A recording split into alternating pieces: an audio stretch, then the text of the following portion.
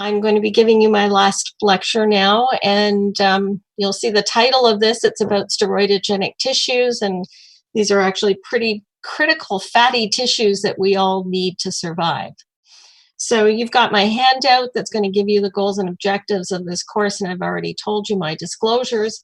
So let me start by kind of putting in perspective why I broke my 3 lectures on endocrine pathology down the way that I did.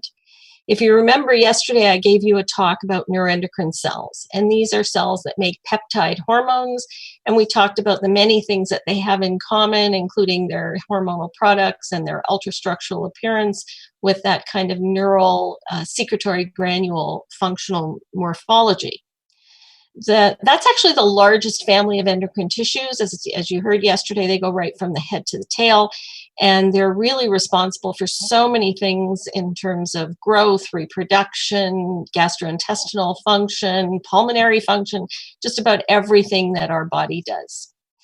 The second family, which is the one that we see the most of in clinical practice, is thyroid follicular epithelium, which has its own very specific morphology. We all recognize it on histology, and we really rarely do electron microscopy, but this is just to remind you of what these cells look like. They have very strong barriers because we know that they make thyroglobulin, which is stored and then resorbed through these long villi and then resynthesized into thyroid hormone for secretion into the bloodstream. So that was lecture 1 that I gave you, the commonest pathology we see, a very specific cell type, the thyroid follicular epithelial cell. And now what we're going to do is we're going to do the third cell type, which is the steroidogenic family. And just to put things in perspective, neuroendocrine cells can be either derived from the neuroectoderm in embryologic terms, or from the endoderm, but with specific neuroendocrine morphology.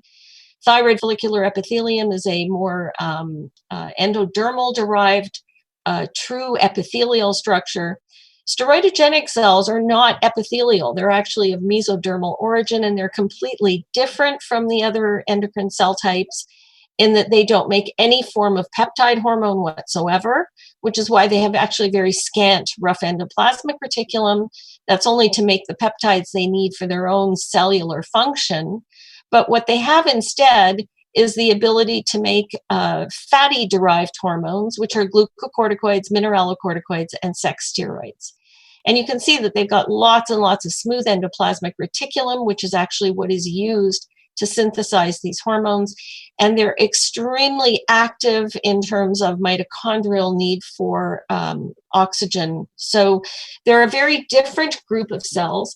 And today I'm going to focus primarily on the adrenal cortex, which is really truly in the endocrine domain. But I want to remind you that the ovary and the testis also have steroidogenic cells. The Leydig cells and Sertoli cells of the testis and the stromal cells of the ovary, theca and lutein cells, all are from the same family of cells. And so when I talk today, I'm going to be focusing almost entirely on adrenal, but at the end, I do want to tie together the relationship between these cells in different sites as well. And I want to remind you that adrenal rests are also found outside of the adrenal, often in the retroperitoneum, and often in the hilum of the ovary and the testis as well.